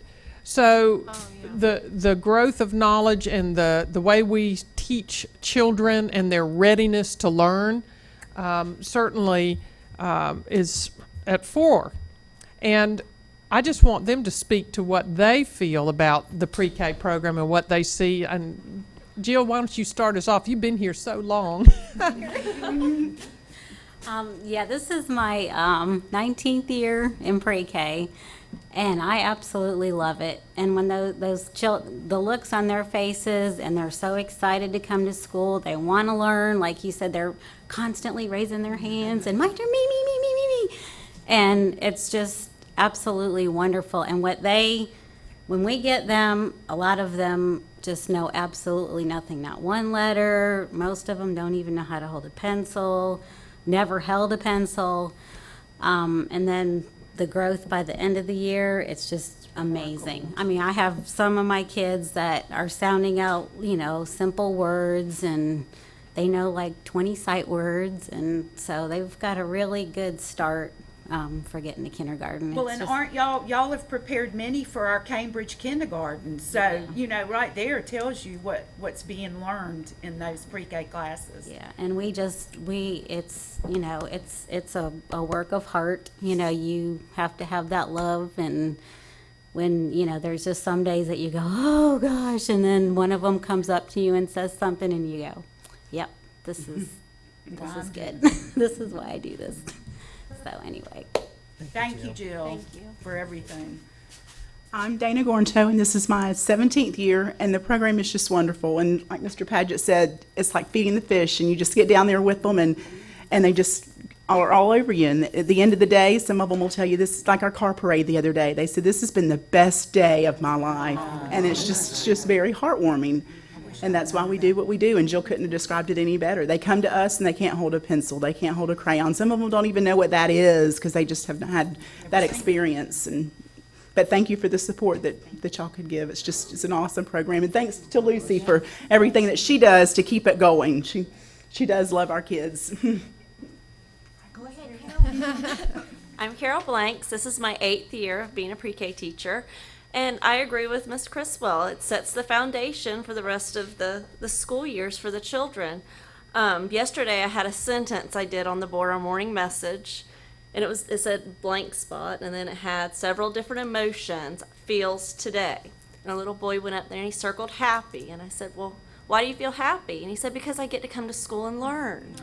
And that's how they feel. They love coming to school, and they get in the older grades, they don't feel quite the same way. They don't love it so but, much. I really feel like pre-K sets the stage for how they're going to feel about school in the future. It does. You're right. Now, Lucy, Thank you. are you going to tell the story about blocking up Miss Campbell's car where she couldn't drive and the wheels were just off the ground? Okay, I'll be quiet.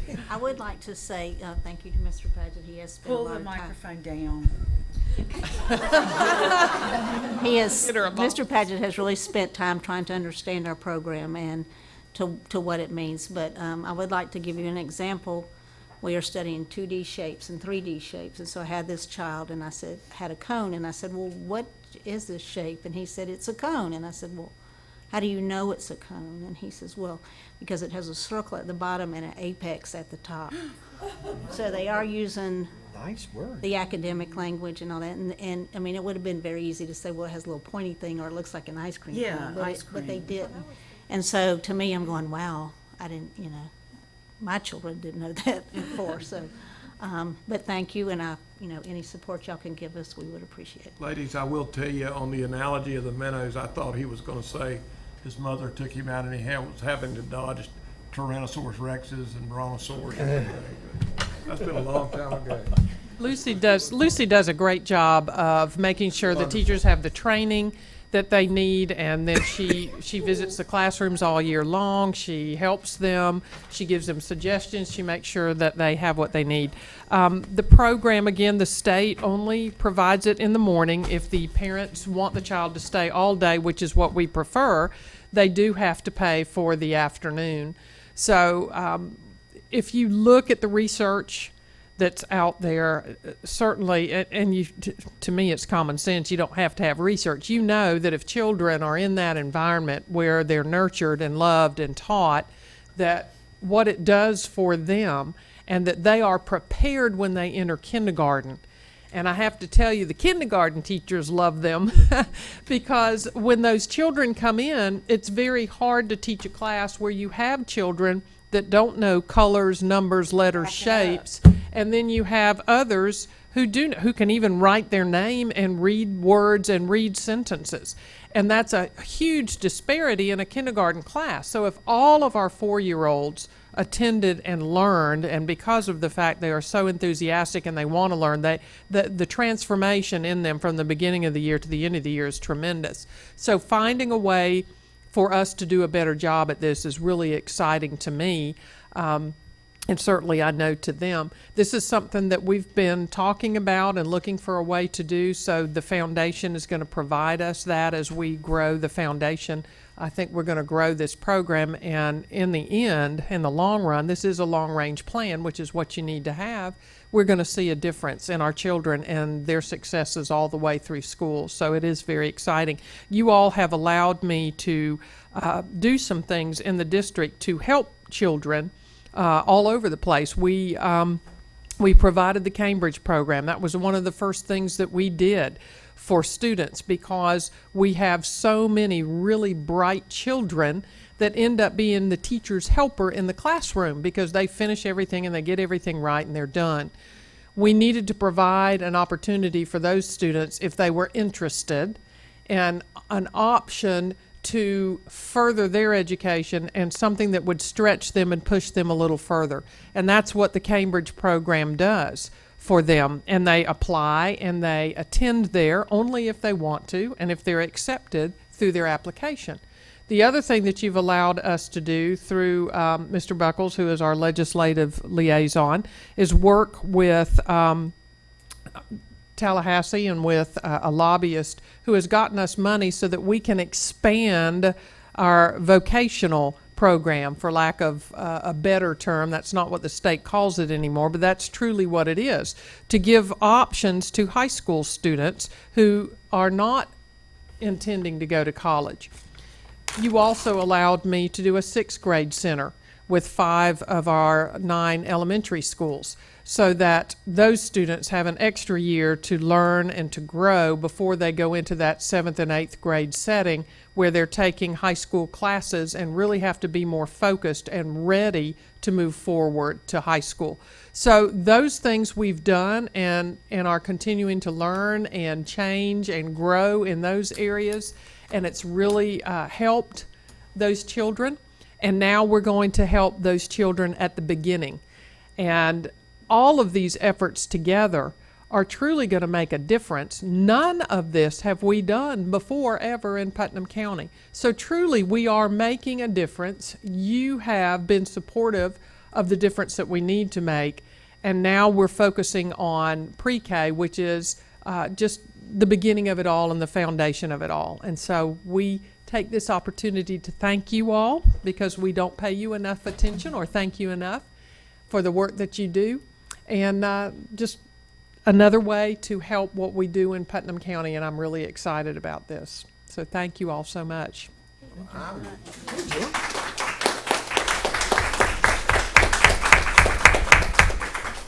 Mr. Paget, I had to tell that story. You guys, years ago, when he was a school board member, he was one of my favorite, because he's always got these homespun country analogies that he makes, and I love to aggravate him, so it's just wonderful. Mr. Chair. Yes, sir. I move we adopt the resolution. All Second. right. Second, yeah. I have a motion from Terry Wright and a second from Ms. Crawford. Any more discussion? All in favor say aye. Aye. Chair votes aye. I think this is a wonderful day. Good. All right, Very let's good. move on to item number 4, discussion, input, and action on selecting a board member, alternate, and a community representative to serve on the Putnam County Value Adjustment Board. Mr. Chair, I've done that for many, many times. I think Ms. Crawford was the alternate this time. I will serve at the board's pleasure, or I will let Ms. Crawford take the lead, whichever she chooses. I have the gavel, I would nominate her, but I'd have to relinquish. To do that, I guess. Yeah, I'm fine. You take the lead on it? I'm not real sure what it is, but I'll do it. Well, I mean, I'll be glad to do it again. I mean, I enjoy doing it. It's where you set on the Value Adjustment Board, if people have a complaint or a challenge with how their property tax has been assessed, they can come and challenge that. It's a quasi-judicial board. There's some training you go through. There's a manual about this that you have to be familiar with, because you deal with Tim Parker's office, and they can come and challenge the assessed tax value of their property. How often do they meet? They meet once it's season, sort of in the fall, and they'll have one meeting for sure, and depending on the caseload, they may have 2. And that fluctuates based upon the need. And I think John Sproul's attorney, maybe. John Sproul is the attorney now, And he yes. will advise you, so it's Right. not really. I'd be happy to do it. Yeah, I mean, it's a great experience. You will learn a ton about a different area of government that I've had the opportunity to learn, and I think you'd enjoy it. And they'll tell me when I need to be You will be there. contacted by them, and you'll get some online training. And the people that are there, most of them have served for some time, Okay. so they can help you. Okay, yeah. I'd Yeah, be it's happy. really a great opportunity. All right. well, Okay, Mr. Chair, I nominate Jane Crawford to be on the Value Adjustment Board. you can And who's nominate. the alternate? Oh, well, let's vote on her first, and then we would Oh, okay. go All on that. right, we have a motion Second. in a second to choose Ms. Crawford to be the sitting board member on the Value Adjustment Board Committee. All in favor say aye. Aye. Chair votes aye. All right, I don't mind being alternate. Be alternate for that? Sure. Mr. Chair? Yes, I sir. nominate Nikki Cummings to be alternate. I second that. I have a motion from Terry Wright and a second from Jane Crawford to select Ms. Cummings to be the alternate on the Putnam County Value Adjustment Board. All in favor say aye. Aye. Aye. Aye. Chair votes aye. Okay. Now, do we elect also the community representative? Is that Judd Newfeld right now? Jed has done it for you guys for several years. Yeah. I did not call him, I meant to, and I apologize to see, but I didn't want to assume that you maybe didn't have some other people in mind. Well, Judd's one of those, on this board, the reason why it's not good to flip all the time, that's why I served such a long stint, is it is pretty technical. So, well, we already elected you, Jade, it's too late. Do you have to do math? Yeah, no, you don't have to do math. You don't have to do math. You don't have to do math. But you got to understand appraisal law a little bit. You have to understand a little bit of real estate adjustment stuff. And again, you'll get the gist of this. You'll get the gist of this. Judge served there a long time. Can you get kicked off? No, I don't think so. I think they put you in jail. Anybody could, I guess Terry Wright would have been. No, Judge served a long time, and he understands it real well. When's the deadline on this? That pretty soon they'd like to know, but, I could call him tomorrow and ask if that's what the board. Well, let's nominate him, and then if he Yeah. won't. Well, yeah, I mean, I just don't want to, I just feel odd, No. we'll sort of, hey, you're not here, so you're elected, right? We So, did that last you know, time. so, We did. right, so, okay. So Jane, what you're saying is you'd like to make a motion to, Nominate. keep Judd Newfield and. Do you want me to say that? Well, I was trying to Okay. tell you. I'll make a motion that we keep Judd Newfield as the community Representative. representative to the VAB Yeah, board. there you go. I second it. Unless he has any reservation. Unless he We has have a any motion and a reservations. second. Any more discussion? All in favor, say aye. Aye. Chair votes aye. Okay, puts us into reports by board members. I'm first board member. I will pass and send it to Ms. Crawford. Well, I want to reiterate how excited I am about our pre-K initiative, because, you know, there's so much research out there that proves that investing in a high-quality pre-K program yields benefits for not only the students, but for our schools and for our communities. And not only that, you know, getting these kids prepared that have participated in these pre-K programs, making them more ready for kindergarten. It also gives us the opportunity to pinpoint those kids that are behind and, you know, to give them some intervention and see what they're, you know, how they measure as far as school readiness.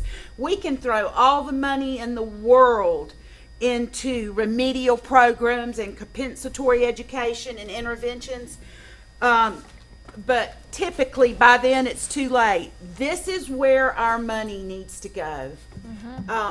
So I'm excited. I am too, and I would like to reiterate the fact that pre-K in this county is well needed. In South Putnam, there's only one daycare that even offers pre-K, so there's not enough there's not enough facilities to have all the kids that need to be in pre-K in South Putnam. So especially in my district, I did a few years ago, we got another class at Middleton Bernie. I kept pushing, we got to add a class, we got to add a class. So to have the cost, I mean, I'm telling you, if we say it's free, it's going to be a floodgate, because people want to be in school. They do. These kids want to be in school. The parents want them in school. It's just the monetary problems that they face. So I definitely think it's a win-win for everybody. I would like to somehow, again, I've talked to Ms. Broski about it several times, if we can't get all the funding right away, because the foundation's not going to snap their fingers and have money for all the kids, but at least half a day. I feel like, I know there's some parents that don't have transportation, but I still think that's important, at least something, especially in South Putnam. Again, if I could open a pre-K4 school, I would do it in a heartbeat, just to offer those kids something, because they're not getting what they need, and it's very, very important to me. So thanks for the foundation, and anything I can do to support that, I will. And that's all. Mr. Wright? Yeah, a couple things. One, just remember that graduation's around the corner before we know it, so there's going to be a lot of activities, a lot of stuff going on. Just want to remind everybody, to remind those you have influence with, be careful, be wise, be smart. Second, I had an opportunity to be with the Palatka High JROTC today. They came to a meeting I was at, and they have done some great things. I mean, I know JROTC is not high on everyone's radar, but let me assure you, the students who participate in JROTC do well. They're growing in Crescent City. They've done great at Palatka High. They went down to Lakeland to compete in a drill competition, came back with first place. The trophy's as tall as I am. So they've done great. A lot of, if you didn't serve in the military, maybe, you know, you're marginally care about this, but do you believe that instilling values like discipline and commitment and values like not quitting, endurance, if you believe those values are important, they get this often through the JRTC program. And so I just want to give a big shout out to all our JRTC leaders, those who work in JRTC from Interlochen to Crescent City, South Putnam. They've just done a really, really great job.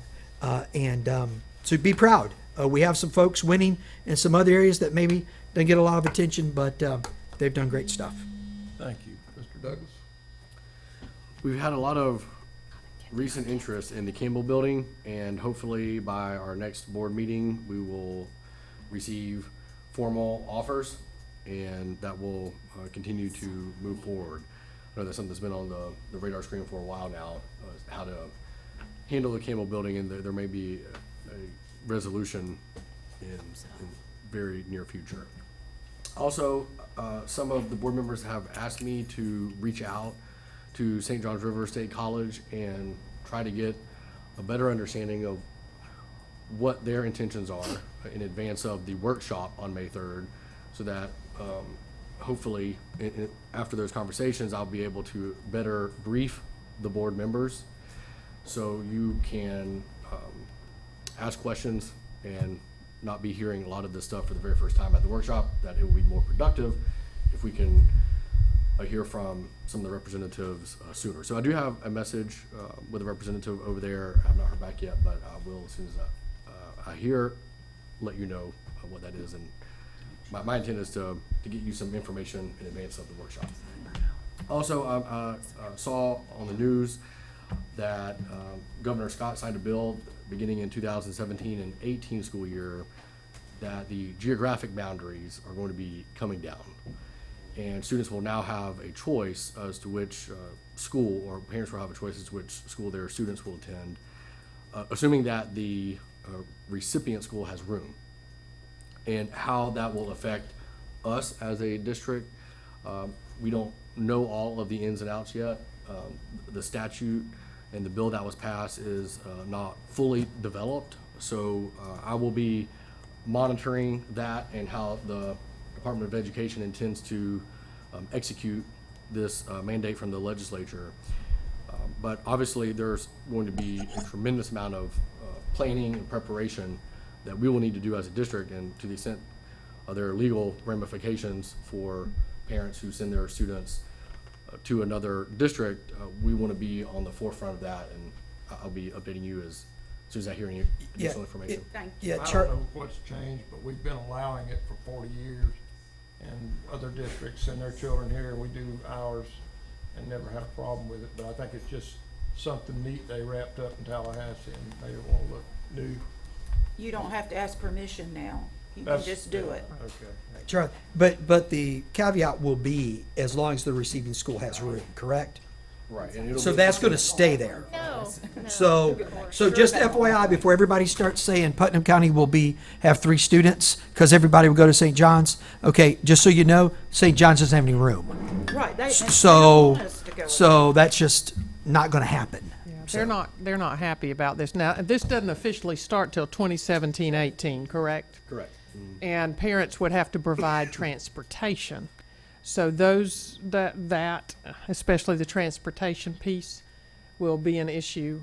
That's why I don't really expect it to affect us greatly. We already allow students in Putnam County to change to a different school if it's more convenient to the parent and the parent provides the transportation.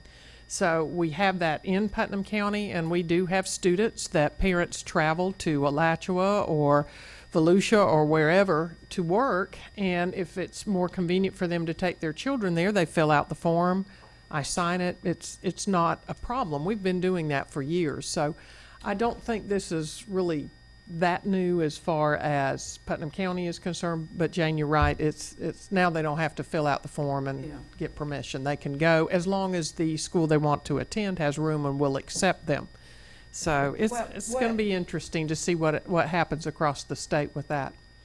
Part of that bill that deals with athletes too is gonna be a whole different situation than what we've Yes. been used to. Now, they may find room for the athletes. Yeah. They'll find, Oh, they'll, you know it. they'll Yeah. find room for the star quarterback, I think. Yeah, they did tougher, found it for they did some 20 tougher laws on recruiting, though. Now, Tim was homeschooled, so. I know, but he never attended Nice. You are That's an true. FSU fan. Yeah. And what's that supposed to mean? Nothing. You're not a Gator fan. You don't Okay, like it. we interrupted Yeah, I love Mr. it. Douglas. Doug, We're we're sorry. Charlie. All right, Ms. Criswell. Okay, testing is ongoing, of course, so that'll be going on for a while, our FSA Florida Standards Assessment. So we hope all is going well with the computers. We've had a glitch here or two, but nothing serious, so we're hoping that it will end well for us this year. Also, of course, as Mr. Wright said, this is the time of year that's really exciting for us. We get to have all the awards programs and honor all of those students that have done hard work and all of those students who will be graduating. And regardless of what you hear to the negative, there is a lot of positive and a lot of wonderful things going on out there. We have a lot of students who are doing really well. We will graduate a lot of wonderful students. We'll have a top 50 this year like we do every year across the county, those top 50 students. And then there are 50 or more that just missed it by a hair. So we've got great students in Putnam County who do really well. You know, you only get out of something what you put in it. If you're not willing to put anything in, you're not going to get anything out. And it is something that our children have to understand. You don't go sit in a desk and expect to get everything by osmosis. There is some effort that's required on the child's part and the parent's part. So the more that the parents are involved and the more the children put out effort, the better they all do. So that's just a little reminder. Mary Poppins is coming April Yes. 29th. If you Yeah. haven't seen the commercial, I'm so excited. I get to fly over Palatka with an umbrella. If you haven't seen that on our website, you have to go look at it. I have kids everywhere I go now. They go, oh, you're the one. You're the one. They recognize me. It's really neat. They named the bird what? Well, yeah, the little girl that's playing Mary in Mary Poppins saw me at Jenkins Middle School the other night. We had the choruses from all of the schools there, and they did a performance. And afterwards, I got to talk with parents and others, and she came up to me and she said, you know, the students that are participating in the play are really excited, and we loved the commercial that you did for us. And I have on my umbrella a bird, and she said everybody was saying we should name it, and we couldn't decide what to call the bird. And after we saw your commercial, we named the bird Phyllis. God bless you. What a name. But anyway, so that was really sweet. We do have something coming up that we want to tell you about. Again, something we have not done in Putnam County before. We like firsts that help our students. We're going to do a Putnam County School District High School Showcase. We keep running across people that say, wow, I didn't know you had that at your high school. So we're going to showcase what we're doing at our high schools all across the county. And we're going to do this on May 10th at the Ravine Gardens at the Civic Center there. And we'll have a flyer for you next meeting. We just want to tell you about it ahead of time so that you can go ahead and put it on your calendar and stop by sometime between 4:30 and 7. We're going to highlight everything that happens. Each of the high schools get to showcase themselves and brag about themselves on all the different things that they're doing, all the academics, the advanced placement, the dual enrollment, their career technical education, the industry certifications they have, the JROTC. Certainly we'll also highlight all the extracurricular things we have happening at our schools: sports, band, chorus, art, all of the clubs, cheerleading, you name it. We have a lot of things at schools for students to get involved in. We're going to highlight all of that. And this evening will be advertised, and we want parents, students, and community members to come out and see all that's available. People don't realize how much we have going on in our high schools, so they're going to showcase that. Again, that's May 10th, 4:30 to 7, and we'll have a beautiful flyer to give you at the next meeting so you won't forget and you can take it with you. That will also be featured on our webpage and our Facebook page and our YouTube and everything else. Thank you, Kirk, because he does all of that. And with that, I'll just say thank you for working with me today and with the foundation, the future work that we'll do with Our pre-K program is going to be very exciting. It's one more thing that we can do in Putnam County to further the education of our students, in addition to all of the new and wonderful things that we've done in the last 3 years. So thank you, and I hope you all have a great evening. That was a wonderful meeting, and with that, I will adjourn the meeting. It's gonna be hard. Charlie, we got 3 minutes.